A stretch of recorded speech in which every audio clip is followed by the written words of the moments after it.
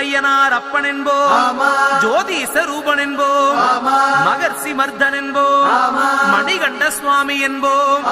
சுகுணவிலாசன் என்போம், சுந்தர ரூபன் என்போம், ஜாதி மத பேதமில்லா கடவுளாம், சத்திய வடிவான தெய்வமாம், ஆபத்தில் காப்பவனாம்,